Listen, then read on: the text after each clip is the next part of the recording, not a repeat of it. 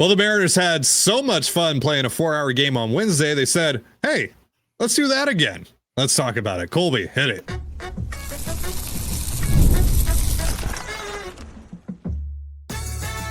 You are Locked On Mariners, your daily Seattle Mariners podcast. Part of the Locked On Podcast Network, your team every day. Ahoy, sailors. It is Friday, September 12th, 2025. This is Titan Gonzalez and Colby Patnode for the Locked On Mariners podcast, part of the Locked On Podcast Network, your team every day.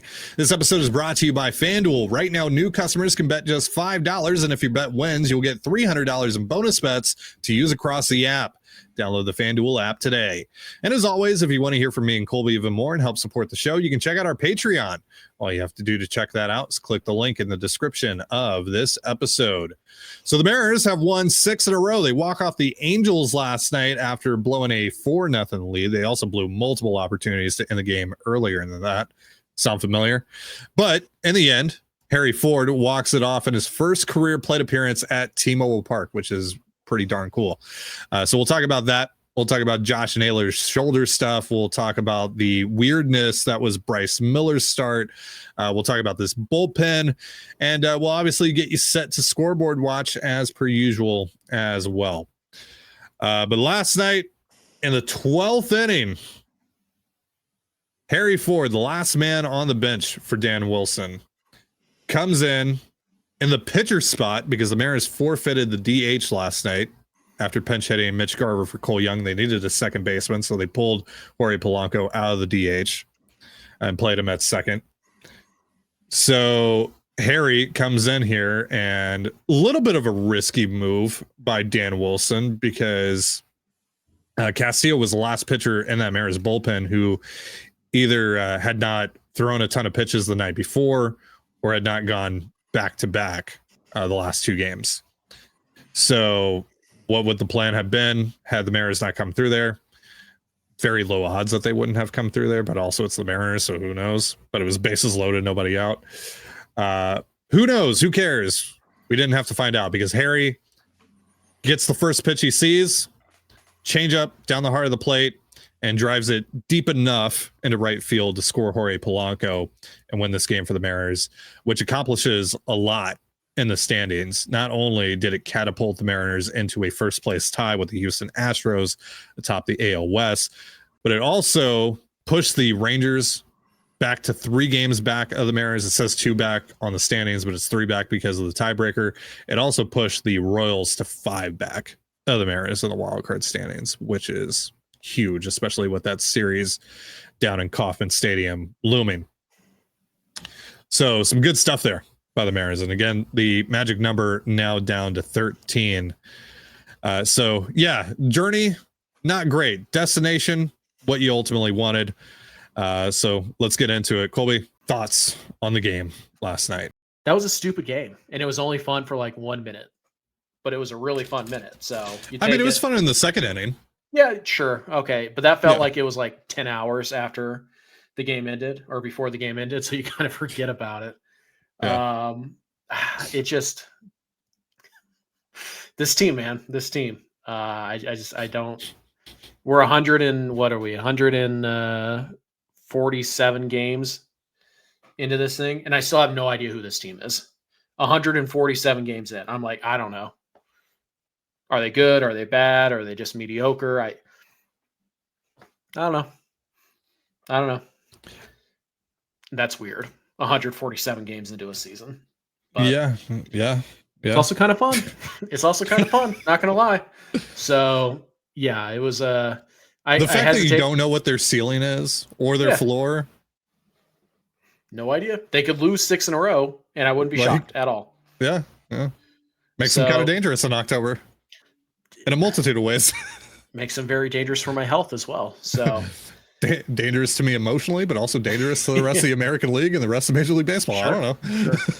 This again, this team, man, it is a group that I love to hate and I hate to love and all of that. And it is man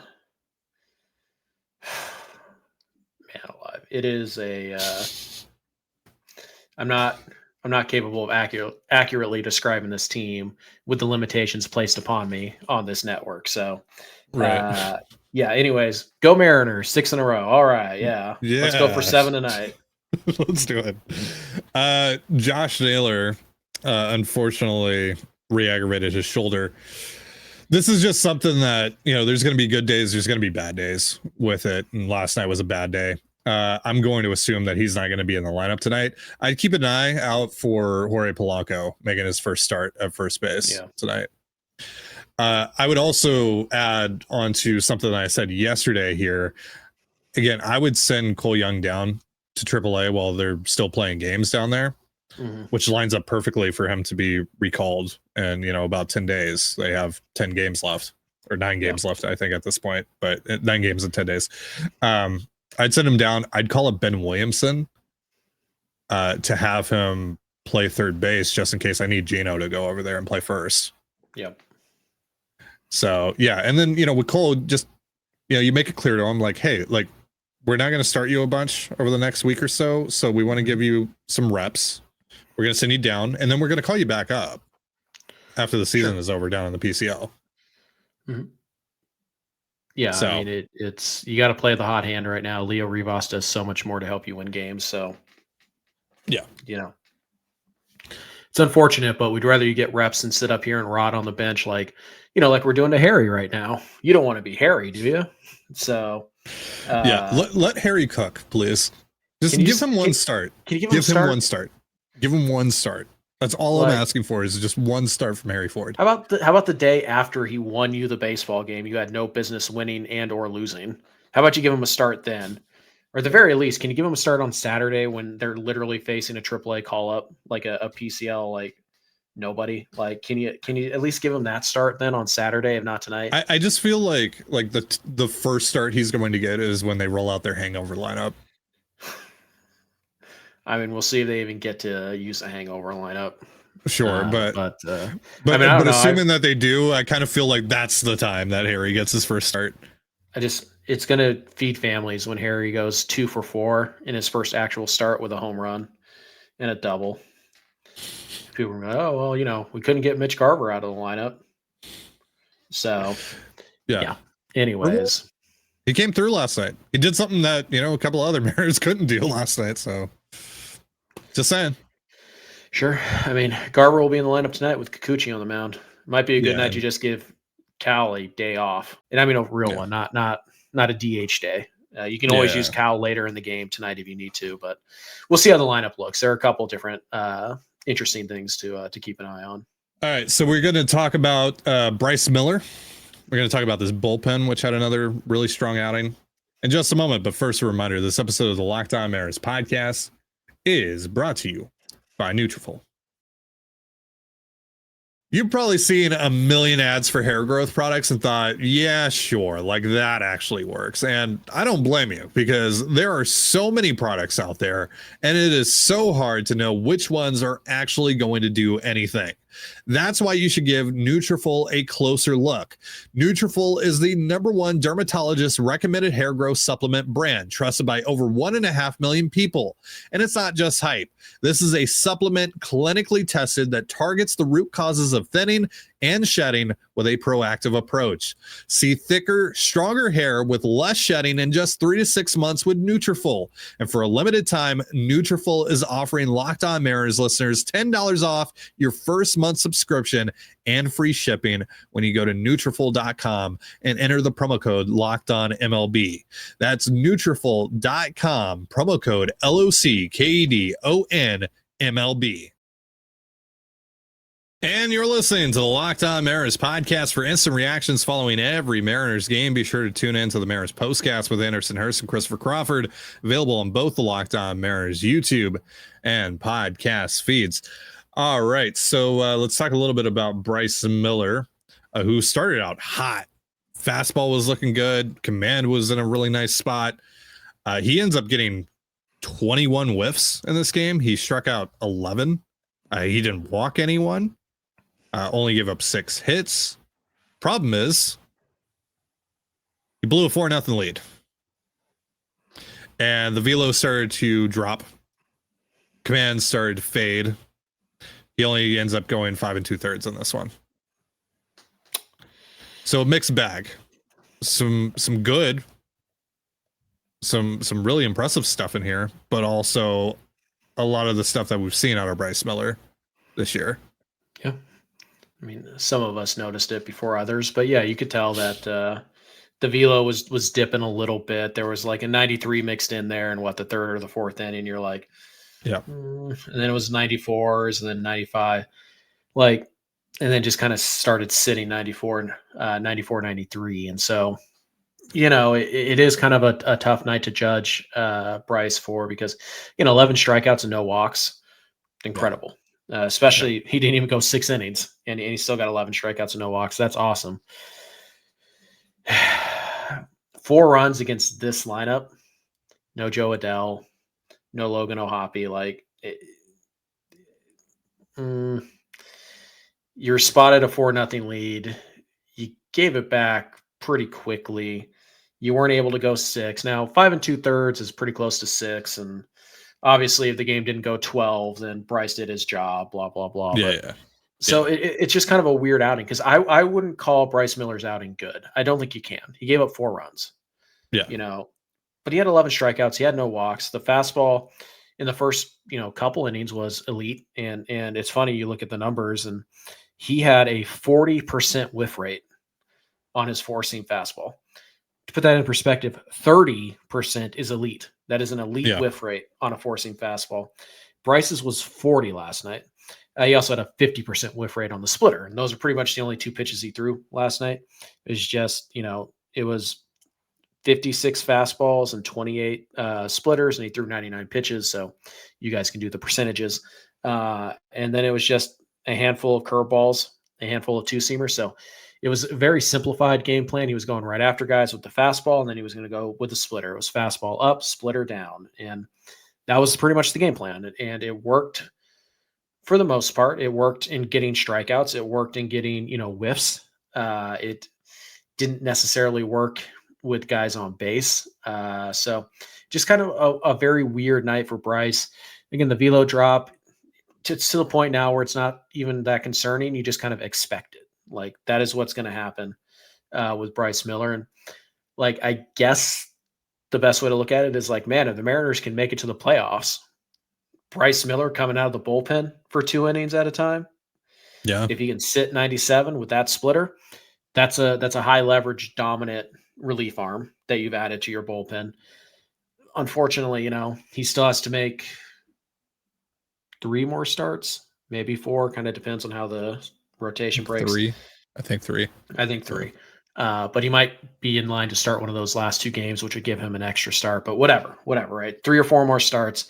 And you can't really trust him, but you also don't have a better option. So just a very weird, Bryce Miller's start was very much in line with the Mariners game last night. Just a very weird, kind of tough to judge game from Bryce. And, there were certainly some positives to come away with it, but there were also a lot of negatives. So it's just kind of a weird start for him. And I guess I would say it's more positive than negative, because the stuff looks so good, and he didn't walk anybody.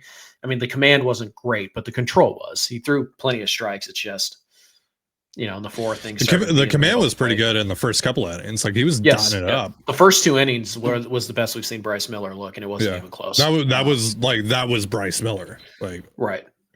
He was back for 2 innings. He was back, and then right, and then the 3rd and the 4th.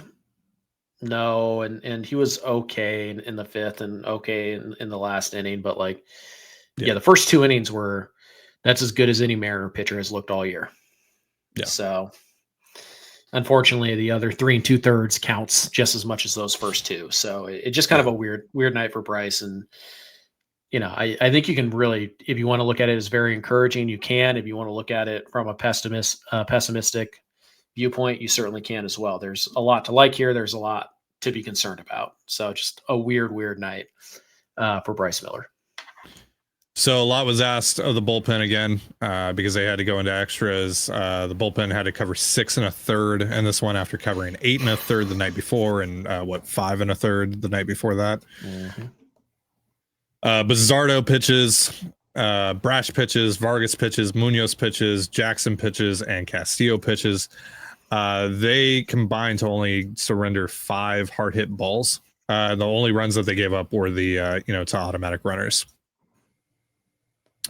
So yeah, really good night for the bullpen again. Not as good as the night before. I mean, I don't think a bullpen performance that the Mariners will have in quite some time, not just this year, will be able to match what they did the night before. But still really good, and still getting contributions. I mean, look, Luke Jackson and Jose Castillo each faced the top of the Angels lineup in this one, and the Mariners somehow won this game. Crazy. So yeah, but the issue with this now is you still have to play 3 more games in the series before you get another off day. Yep. So who's going to be available tonight?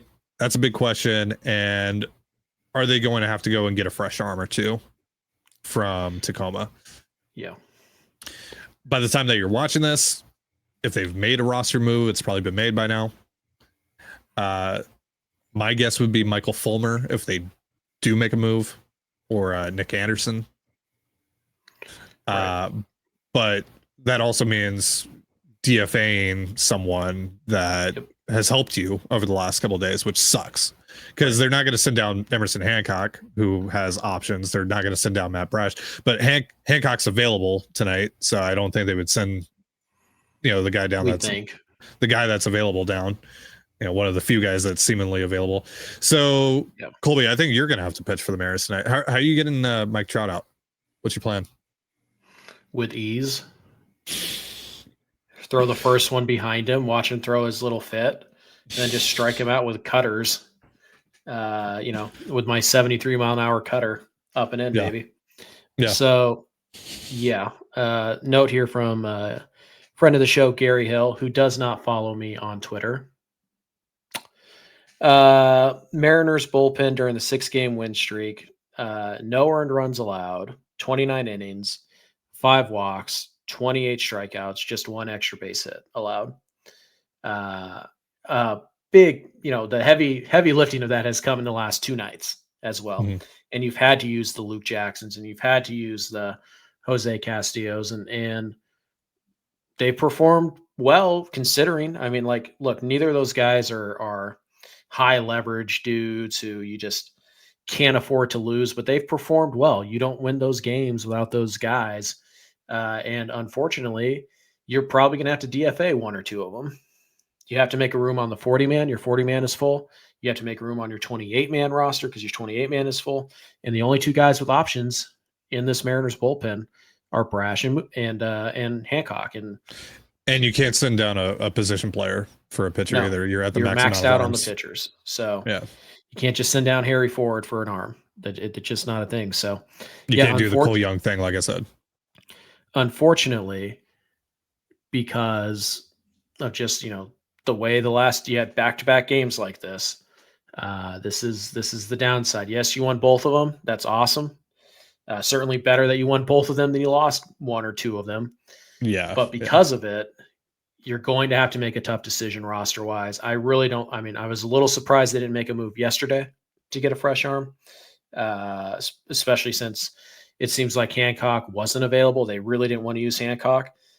So I'm surprised they didn't just send him down for a fresh arm. But I find it hard to imagine they're not going to have to make a roster move today to get a fresh arm. And it stinks because, Castillo or Jackson, one of them is going to have to be DFA'd. I really don't see any other way to make that work because you're not sending down a starter because then they have to miss their next start. You're stuck. And the only way that you can add a fresh arm is you're going to have to DFA somebody or put somebody on the Phantom IL. And that's also not good. There are no good, easy options here. So unfortunately, thanks for the service, Luke or Jose. One of you is going out on the waiver wire and we hope you clear.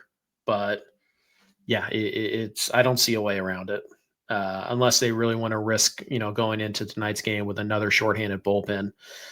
Which they might, but it does seem like they're going to have to make a move, and that unfortunately is going to have to come at the expense of Jackson or Castillo. So Bizzardo threw 14 pitches last night, but tonight would be his 4th outing in 5 games. They've used the hell out of him, so that probably is on the table for them. Brash, I can't imagine is going to be available after throwing 23 pitches last night. No. Vargas has gone back-to-back days, but he also only threw 8 pitches last night, so maybe he's available to go back-to-back-to-back. And he has gone back-to-back-to-back this year before. So Mooney only threw 11, but this would also be his 4th out. Days. Yeah. So Spire's going to be available, you think? Ferguson, just sick. Just going off of workload, right? Ferguson, Spire, maybe Bizzardo, maybe Munoz, Hancock. Probably not Munoz or Bizzardo, but maybe, like you said, Vargas probably, right? Still. Sure, yeah. So what is that? Spire, Ferguson, Vargas, Hancock, we feel pretty confident are available today. Yeah. And everybody else is, I mean, Jackson, probably they didn't want to use Jackson yesterday. So, I mean, Jackson's down today. Yeah. Brash is going to be down today. And then it's Munoz, Bizzardo, maybe, but probably not. So, yeah, you might have 4 arms in your bullpen. And in other words, you need Luis Castillo to go at least 6 tonight. Yeah. And maybe even 7. So, and you need your offense to not let a bad team hang around for the 5th consecutive night. All right. So we're going to tell you what to watch for on the Out of Town scoreboard coming up here in just a moment. But first, a reminder, this episode of the Locked On Mariners podcast is brought to you once again by FanDuel. The NFL season is here, and FanDuel is making sure you're ready for kickoff with a can't-miss offer. Right now, new customers can bet just $5, and if your bet wins, you'll get $300 in bonus bets to use across the app. FanDuel makes every game more exciting, whether you're watching your team or just keeping an eye on your fantasy lineup. It's quick, easy, and the best way to add a little more energy to Sundays. So, are you ready to play? Download the FanDuel app now by visiting FanDuel.com to get started. That's FanDuel.com to place your first $5 bet. And you're listening to the Locked On Mariners podcast. So let's talk about what to watch for on the out-of-town scoreboard tonight. The Mariners' magic number can go down to 11. They would need to obviously win. And they would also need a Rangers loss to the Mets. One of those things would get it down to 12. Both of those things would get it down to 11. So we'll see. The Royals, again, who are 5 back now and have a couple of teams to leapfrog to even get behind you again, they are starting a series in Philadelphia. It's possible the Royals could be completely out of this thing by the end of this weekend. Sure. One might argue that they're already completely out of this thing. 5 back, have to leapfrog a couple teams. Obviously, they still play you, but it's a lot at this point in the year. Sure, but that is kind of their one saving grace is that they do have 3 against the team that is leading. But yeah, Philadelphia, their magic number is 5 to clinch the division after they swept the Mets. So they have plenty to play for as well, and they're playing good ball right now. So. Not a great matchup for Kansas City. And then, Texas, they swept the Brewers, so who cares who they're playing? They're playing really good ball right now. So certainly not an easy series, but we would have said the same about the Brewers and they swept them. So kind of tough to bet against Texas right now, but obviously go Mets, go Phillies, and go, who are the Astros White playing? Sox. The White Sox are playing the Guardians, so go White Sox, and then go Braves against the Astros. All you can do is just keep winning games. I mean, you took game 1. It's now a 3-game series. Win 2 out of 3. Yeah. If you win 2 out of 3, it doesn't really matter what Houston does. You had a good weekend. You had a great homestand, and you get to that off day, and you get to kind of recharge a little bit before you start the most important road trip in Mariners regular season history. Will start on Tuesday. It is because it's the next one, Ty. Sure. It is because it's the next one. It is way more important than any other regular season road trip that has ever happened. because they've already happened. You can't change them. This Sure. one hasn't happened yet. That makes it the most important. So Okay. All right. we'll see. And it all wraps up that road trip with a big Sunday night baseball game on ESPN. So Yep. Yeah. Opportunities Yeah. are knocking. We'll see if they can take advantage. And it's like, cool. They tied the Astros for first place. Awesome. Yeah. Seen it before. Saw it in 2023. Saw it at times last year. Saw it at one point this year. A tie. This is the latest in the season they've been tied for first place since 2001. Yeah. Let's finish the job this time. Let's finish the job. But also, how sad is it that this is the latest in a season a Mariners team has been tied or in first place in the division since 2001? Yeah. So finish the job. It's time. It's time. So just keep winning games. And by the way, if the Mariners, Rangers, and Astros all wind up in a 3-way tie, the Mariners would have the advantage. So keep that in mind. The only way that they wouldn't have the advantage is if the Astros swept them and the Rangers, and they're not going to wind up in a 3-way tie if that happens. So who cares? Right. I think even then you'd have to lose this series to the Angels. Or is it just the three teams that play each other? It's just it's head-to-head record. Yeah, okay. So the Mariners right now are 15-8 against the Rangers and the Astros combined. So the worst they could do is 15-11.